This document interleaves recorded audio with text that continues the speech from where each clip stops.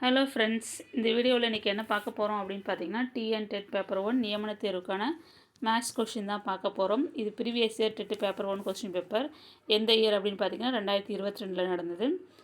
சரி, இன்றைக்கான வினா என்ன அப்படின்னு பார்க்கலாம். குமார் என்பவரிடம் ரூபாய் 1800 உள்ளது. அதனை விகிர்க்கும் மற்றும் மித்ராவுக்கும் 6:9 என்ற விகிதத்தில் பகிர்ந்து கொடுக்கிறார். இருவரின் யாருக்கு அதிக தொகை கிடைக்கும், எவ்வளவு கிடைக்கும்?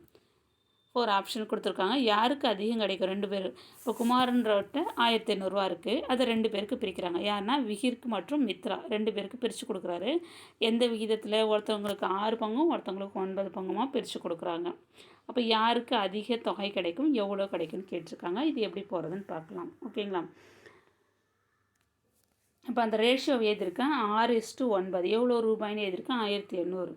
ஒருத்தவங்களுக்கு 6 பங்கு, ஒருத்தவங்களுக்கு 9 பங்கு. அப்போ மொத்த பங்கு எவ்வளோன்னு கண்டுபிடிக்கிறதுக்கு ரெண்டுத்தையும் கூட்டுறோம். 6 9 கூட்டினா 15 பங்கு. 15 பங்கில் 6 பங்கு ஒருத்தருக்கும், 15 பங்கில் 9 பங்கும் ஒருத்தருக்கு கொடுத்துருக்காங்க. சரி, அவங்களுக்குடைய தொகை எப்படி கண்டுபிடிக்கிறது அப்படின்னா, ஃபஸ்ட்டு விகிர்க்கு எடுத்துக்கும். விகிர்க்கு 6 பங்கு கொடுத்துருக்காங்க. அப்போ இருக்கிற அமௌண்ட் 1800 பெருக்கல் எத்தனையில் 6 பங்கு? 15ல் 6 பங்கு. அப்போ 6/15. 1800 கூட 6/15 பெருக்கணும். அப்போ 1800 × 6/15. 1800 15ஆல் வகுத்தோம் அப்படின்னா 120. 120 பக்கத்தில் ஒரு 6 இருக்குது, பெருக்கணும் அப்படின்னா 720 கிடைக்கும். அடுத்து மித்ராவுடைய பங்கு. மித்ராவுக்கு எவ்வளோ கிடைக்குது? அப்போ விகிர்க்கு 720 ரூபா கிடைக்கும். மித்ராவுக்கு 1800 × மொத்த பங்கில் மித்ராவுக்கு எத்தனை பங்கு? 9 பங்கு. அப்போது 9/15. 1800லேருந்து 15 வகுத்தோம் அப்படின்னா 1800 15ஆல் வகுத்தோன்னா 120 கிடைக்கும். 120 9ஆல் பெருக்கணும் அப்படின்னா 1080. ஓகேங்களா? அப்புறம் மித்ராவுக்கு கிடைக்கக்கூடிய தொகை 1080. விகிர்க்கு 720. யாருக்கு அதிகமாக இருக்குது? மித்ராவுக்கு தான் அதிகமாக இருக்குது. எவ்வளோ அதிகமாக இருக்குன்னு எப்படி தெரிஞ்சுக்கிறது அப்படின்னா, 1080லேருந்து 720 கழிங்க. ஏதோ கழிச்சு போட்டிருக்கோம் பாருங்கள். 1080 720 கழிச்சோம் அப்படின்னா 0. 8ல் 2 போச்சுன்னா 6, 10ல் 7 போச்சுன்னா 3. 360 ரூபா அதிகமாக கிடச்சிருக்கு. யாருன்னா மித்ராவுக்கு. ஓகேங்களா? கீழே அதான் எழுதியிருக்கேன் பாருங்கள். விகிர்க்கை விட மித்ராவுக்கு ரூபாய் 360 அதிகமாக கிடைக்கும். அப்போ ஆன்சர் என்னென்னா ஆப்ஷன் சி தான் கரெக்டான ஆன்சர். விகிர்க்கை விட மித்ராவுக்கு ரூபாய் 360 அதிகமாக கிடைக்கும். அடுத்த கொஸ்டின் பார்க்கலாம். ஒரு ஈரலுக்கு இலக்கங்களின் கூடுதல் 9 ஆகும். அந்த எண்ணின் மதிப்புடன் 45ஐ கழிக்க அவ்விலக்கங்கள் இடம் மாறிவிடும் எனில் அதே அந்த எண்ணை காண்க. ஒரு ஈரிலக்குனா 2 எண்கள் கொண்டதான் ஈரிலக்கு எண். அந்த 2 எண்களின் கூடுதல் 9ன்னு சொல்லியிருக்காங்க. அந்த எண்ணின் மதிப்புடன் 45 கூட்டணும் அப்படின்னா அந்த இலக்கங்கள் இடம் மாறி கிடைக்கும்னு சொல்லியிருக்காங்க. ஓகேங்களா? அந்த எண்ணை கேட்டிருக்காங்க. இது நம்ம ஆப்ஷனில் இருந்து ஆன்சர் பண்ணலாம். ஓகேங்களா? இப்போ பாருங்கள், ஆப்ஷன் ஏ எடுத்துக்கோங்க. 2 7 இருக்குது. இந்த 2 இலக்கங்களின் கூடுதல் பாருங்கள். 2 7 கூட்டினா 9 கிடைக்குது. அவங்க சொல்கிற மாதிரி கூடுதல் 9 கிடைக்குது. அந்த மதிப்போடு 45 கூட்டணும் அப்படின்னா என்ன கிடைக்கும்? 45 கழிச்சோன்னா மைனஸ் வேல்யூவில் வந்துடும். ஓகேங்களா? அப்போ அது ஆன்சர் தப்பு. அடுத்து 72 எடுத்துக்கோங்க. 7 2 1 7 2 கூட்டினா 9. கூடுதல் 9 வருது. இந்த 9லேருந்து மைனஸ் கழிக்கிறது இல்லை, 45 கழிக்கிறது இல்லை. இந்த 27லேருந்து 45 கழிச்சாலும் நம்மளுக்கு மைனஸ் வேல்யூ வந்துடும். ஓகேங்களா? அடுத்து பி ஆப்ஷன் பாருங்கள். 72 7 2 கூட்டினோன்னா 9. இந்த 72 கூட 45 கழிச்சோன்னா இந்த இலக்கங்கள் மாறி கிடைக்குன்னு சொல்லியிருக்காங்க. 2 7ன்னு கிடைக்கும். இப்போ 45 கழிங்க.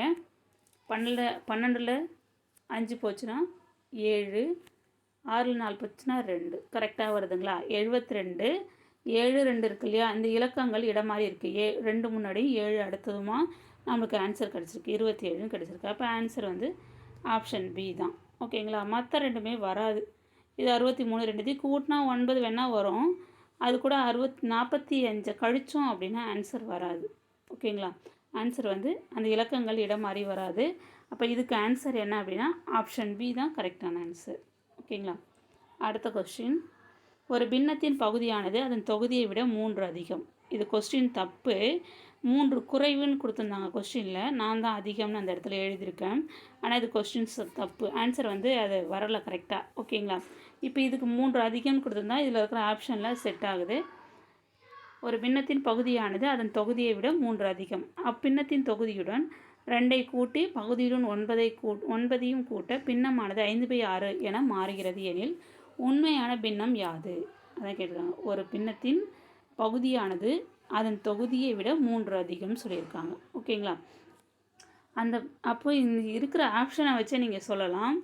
பின்னத்தின் பகுதி தொகுதினா எதுன்னு தெரியணும். பகுதினா கீழே இருக்கிற நம்பர் ஒரு பின்னத்தில், தொகுதினா மேலே இருக்கிற நம்பர். அப்போ பின்னத்தின் பகுதியானது அதன் தொகுதியை விட 3 அதிகம்னு சொல்லியிருக்காங்க. இப்போ பகுதி பாருங்கள், கீழே இருக்கிற நம்பர். அதன் தொகுதினா மேலே இருக்கிற நம்பரை விட 3 அதிகம் இருக்கிறது பாருங்கள். இதை பாருங்கள், இது மேலே இருக்குது, கீழே இருக்கிற நம்பர் பாருங்கள் 1 கம்மியாக இருக்குது. இது மேலேருந்து கீழே இருக்கிற நம்பர் பாருங்கள் 1 கம்மியாக இருக்குது. இதை பாருங்கள் 1 கம்மியாக இருக்குது. இதை மட்டும் பாருங்கள், ஆப்ஷன் சி பாருங்கள் 48 51 இருக்குது. அப்போ 3 அதிகமாக இருக்குது. 51லேருந்து 48 கழிங்க. 51லேருந்து 48 கழித்தோம் அப்படின்னா 3. அப்போது தொகுதியானது பகுதியை விட 3 குறைவாக இருக்குது.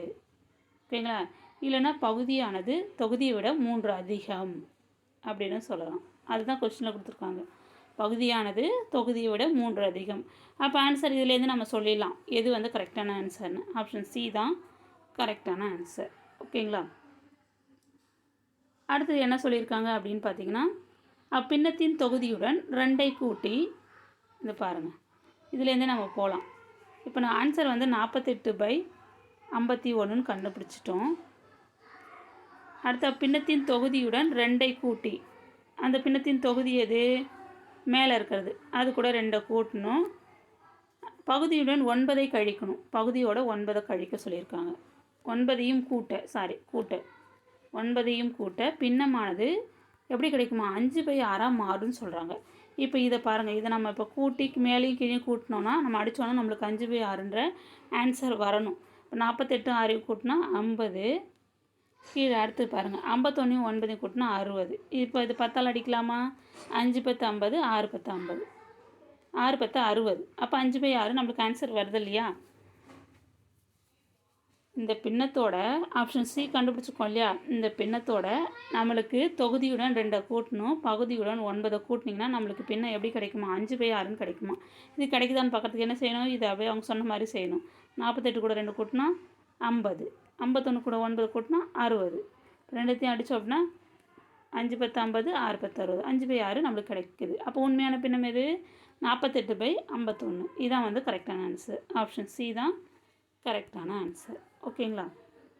இந்த கீழே நான் அதே தான் போட்டிருக்கேன். ஓகேங்களா? 48 கூட 3 கூட்டினோன்னா 51 கிடைக்கும். இந்த 3 சம்மில் ஏதாவது டவுட் இருந்ததுன்னா கமெண்ட்ஸில் தெரிவிங்க. இந்த வீடியோ உங்களுக்கு பயனுள்ளதாக இருக்கும்னு நம்புகிறேன். Thank you friends.